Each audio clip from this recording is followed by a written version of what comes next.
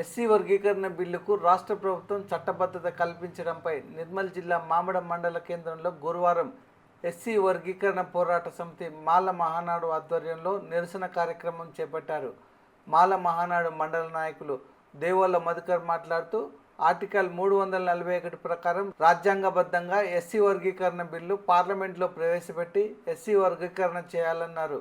అసెంబ్లీలో ఇటీవల ప్రవేశపెట్టిన ఏకసభ్య కమిషన్ రిపోర్ట్ ఆధారంగా మాలలకు తీవ్ర అన్యాయం జరుగుతుందని, కేవలం 5% రిజర్వేషన్లు ఇచ్చి కొన్ని ఉపకులాలను బలవంతంగా మా కులాల్లో చేర్చి తీవ్ర అన్యాయం చేశారని ధ్వజమెత్తారు. అసెంబ్లీలో ప్రవేశపెట్టిన బిల్లును వెనక్కి తీసుకొని రద్దు చేయాలని, లేకపోతే గాంధీ భవన్ను ముట్టడిస్తామని హెచ్చరించారు. అనంతరం అసెంబ్లీలో ప్రవేశపెట్టిన ఎస్సీ వర్గీకరణ బిల్లు పత్రాలను దహనం చేసి నిరసనలు తెలిపారు. ఈ కార్యక్రమంలో మాల మహానాడు మండల ఉపాధ్యక్షుడు రాజేందర్, ప్రధాన కార్యదర్శి కొప్పకంటి సురేష్, గౌరవ అధ్యక్షులు సుధాకర్, నరేందర్, సుదర్శన్, భూమన్న తదితరులు పాల్గొన్నారు. ఓవైపు సంబరాలు, మరోవైపు నిరసనలు. గత కొన్ని రోజులుగా తెలంగాణ రాష్ట్రంలో ఎస్సీ వర్గీకరణ అన్నది బాగా నిరసనలు వ్యక్తమవుతున్నాయి. అయితే కొందరు ఎస్సీ వర్గీకరణ కొందరు కావాలని, మరికొందరు వద్దని, అందరూ కలిసి ఉండాలని చెప్పి చాలా రోజుల నుంచి చాలా నిరసనలు చేస్తూనే ఉన్నారు. అయితే ఈ మధ్యలో ఏకసభ్య కమిషన్ అనేది ఏర్పాటు చేయడం జరిగింది. ఆ కమిషన్ అన్నది మొన్న రాష్ట్ర ప్రభుత్వానికి రిపోర్ట్ ఇవ్వడం జరిగింది. ఆ రిపోర్టు అసెంబ్లీలో కూడా ప్రవేశపెట్టడం జరిగింది. దానిపై చర్చ కూడా జరిగింది. తెలంగాణ రాష్ట్ర ప్రభుత్వం, రేవంత్ సర్కారు దానిని ఆమోదించి కేంద్ర ప్రభుత్వానికి సానుకూలంగా స్పందించి పంపించడం జరిగింది. దీంతో ఆ ఎస్సీ వర్గాల్లోనే కొన్ని వర్గాలు దీనిపై నిరసన వ్యక్తం చేస్తున్నాయి. ఈ సందర్భంగా మామిడం మండలం కేంద్రంలోని గాంధీ చౌక్ వద్ద ఈరోజు ఈ ఏకసభ్య కమిషన్ ఇచ్చిన రిపోర్టుని దహన కార్యక్రమం మాల మహానాడు మరియు ఎస్సీ వర్గీకరణ వ్యతిరేక పోరాట సమితి ఆధ్వర్యంలో చేపట్టడం జరిగింది. ఈ సందర్భంగా మనం మరిన్ని వివరాలు ఈ మాల మహానాడు మరియు ఎస్సీ వ్యతిరేక అధ్యక్షుడు మధుని అడిగి తెలుసుకుందాం. అసెంబ్లీలో ఏదైతే ప్రవేశపెట్టారో ఎస్సీ వర్గీకరణ ఆమోదం చేసినటువంటి పార్టీలో ఉన్న నాయకులు కానీ, మాల సంఘానికి సంబంధించిన ఎమ్మెల్యే కానీ, ఎమ్మెల్సీలు కానీ తప్పకుండా దీన్ని ఒక పురాణాలు ఆలోచించాలి. మిత్రులారా, మన కోసం జరిగే పోరాటంలో మనం ముందుండకపోతే మనం బానిసల కన్నా అధ్వానంగా పారిపోతాం. ఖచ్చితంగా ఈ బిల్లును మనం వ్యతిరేకించాలి. ఈ బిల్లును వ్యతిరేకించడంతో పాటు మన నిరసన కార్యక్రమాలు కూడా మనం ఖచ్చితంగా చేయాల్సిన కార్యక్రమాలు ఉంటాయి.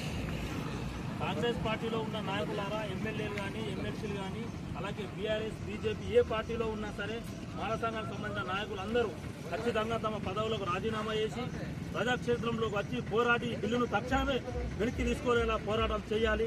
అలాగే మేము కోరేది ఏంటంటే, తమిళనాడు, హర్యానా, పంజాబ్లో ఏ విధంగా అయితే 20%కు పైగా ఎస్సీలకు రిజర్వేషన్లు కల్పించారో అదేవిధంగా మాకు రిజర్వేషన్లు కల్పించాలి. మాకు ఉన్న 6% కూడా 1% తగ్గించి 5%కి తీసుకొచ్చిర్రు. అలాగే ఇంట్లో ఉన్న ఆది ద్రావిడ, ఆది ఆంధ్ర కులాలను కూడా మా ఎస్సీలో కలపడాన్ని మేము వ్యతిరేకిస్తూ ఉన్నాం. మిత్రులారా, మీరు అందరూ కూడా ఆలోచించాల్సిన విషయం ఏంటంటే, పార్టీ అనేది సెకండ్. మనం ఉండేది మన కోసం, మన మాల సంఘాని కోసం. మనం పోరాటం చేయకపోతే మనం బానిసలం అవుతాం. మిత్రులారా, కాంగ్రెస్ పార్టీనే కాదు, బీఆర్ఎస్, బీజేపీ ప్రతి ఒక్క ఎమ్మెల్యేల ఇళ్లను ముట్టడిస్తాం. ముఖ్యంగా గాంధీ భవన్ పునాదులను కూడా పెకిలించడానికి మాల సంఘం నాయకులు అందరూ సిద్ధంగా ఉన్నారు. రేవంత్ రెడ్డి, బిడ్డ కాసుకో, నీకు ఇచ్చిన మా మాల లేదా మీకు సపోర్ట్గా ఉన్నారు తప్ప నీకు ఏ రోజు కూడా వేరే క్యాస్ట్ వాళ్ళు మీకు సపోర్ట్గా ఉండలేరు. అద్దంకి దయాకర్ అంత మంచోళ్ళం అయితే మేము కాదు, కొడుక కాసుకో. అద్దంకి దయాకర్ తన సీటును దానం చేసి మందుల స్వామికి ఎలాగైతే ఇచ్చి ముందటుండి నడిచిండో మేము అంత మంచోళ్ళం కాదు. మేము అలా నడచడానికి లేదు. మాకు రావాల్సింది మేము గుంజుకుంటాం తప్ప మేము మీలాగా మందకున్నలాగా ఎవడో కాలు పట్టుకొని మాకు రిజర్వేషన్ ఇవ్వరని మేము అడిగే పరిస్థితి లేదు. గల్లా బట్టి గుంజుకుంటాం. ఖబర్దార్ రేవంత్ రెడ్డి, నువ్వు ఇచ్చిన బిల్లును తక్షణమే వెంటనే వెనక్కి తీసుకోకపోతే మీ అసెంబ్లీని ముట్టడిస్తాం, సెక్రటరీ ముట్టడిస్తాం. ఖచ్చితంగా మిమ్మల్ని బయట తిరగని పరిస్థితి మేము తీసుకొస్తా ఉన్నాం. మన కాంగ్రెస్ ఎమ్మెల్యేలు కానీ, బీఆర్ఎస్ కానీ ప్రతి ఒక్కరు మీ ఎమ్మెల్యేల పదవికి స్వచ్ఛందంగా రాజీనామా చేసి రండి. మీ పదవులు శాశ్వతం కాదు బిడ్డ, మన సంఘం శాశ్వతం. మనతో ఉంటే మీ పదవులు అవే మీ కాళ్ళ దగ్గర వచ్చి వాళ్తాయి. ఖచ్చితంగా దీన్ని మనం సంఘంలో ఉన్న నాయకులు కానీ, అంబేద్కరిస్టులు కానీ, మేధావులు కానీ దీన్ని మాట్లాడాల్సిన అవకాశం ఉన్నది. ఖచ్చితంగా దీన్ని మనం ముందుకు తీసుకెళ్లాలి. ఈ బిల్లును వ్యతిరేకిస్తూ ఈ బిల్లును తగలబెట్టాల్సిందిగా నాయకులకు మనం చేస్తాం. జై భీమ్ సోదరులారా. గుర్తుంచుకోండి, మీకు ఇదే చివరి ఆజ్ఞ. ఏంటంటే మా అన్నదమ్ముల్లా కలుసున్న మా ఎస్సీలను విడదీసి వర్గీకరణ పేరుతో మా మాలలకు అన్యాయం చేస్తున్నారు. మీరు దీన్ని ఖచ్చితంగా వెంటనే వెనక్కి తీసుకోవాలి. దళితులపై ఇలాంటి అన్యాయాలు, అక్రమాలు, అత్యాచారాలు ఎన్ని రోజులు? మీరు ఖచ్చితంగా వీటిని పరిగణలోకి తీసుకొని మాకు న్యాయం చేకూర్చాలి. ఎస్సీ అట్రాసిటీ తగ్గిస్తారు, జనరల్ కేటగిరీకి ఏమో 10% రిజర్వేషన్ ఇస్తారా? మాకు రిజర్వేషన్ ఫలాలు పొందకుండా చేస్తారా? 5% రిజర్వేషన్ మాకు ఎలా ఇస్తారు? మాకు వెంటనే రిజర్వేషన్ పెంపొందించాలి. లేకుంటే మీ అహంకారాన్ని గద్దెదించుతాం. మొన్న జరిగినటువంటి అసెంబ్లీలో ఎస్సీ వర్గీకరణకు సంబంధించినటువంటి బిల్లు మరి కాంగ్రెస్ పార్టీ ఈ యొక్క ప్రభుత్వము మరి ఆమోదం పొందడం జరిగింది. ఎందుకంటే మనకు 2011 లెక్కల ప్రకారం చూసుకుంటే, జనాభా లెక్కల ప్రకారం చూసుకుంటే మనకిప్పుడు 6% ఉన్నటువంటిది మనకు 5%గా ప్రకటించి ఈ యొక్క జనాభా లెక్కల్ని ఈ యొక్క రేవంత్ రెడ్డి గారు చేసినటువంటి కార్యక్రమాన్ని ఏదైతే ఉందో జనాభా లెక్కల్ని ఇది వెనక్కి తీసుకొని కేంద్ర ప్రభుత్వం కానీ ఇక్కడ ఉన్నటువంటి కాంగ్రెస్ నాయకులు ప్రతి ఒక్కరు కూడా దీన్ని పునరాలోచించాలని చెప్తున్నాము.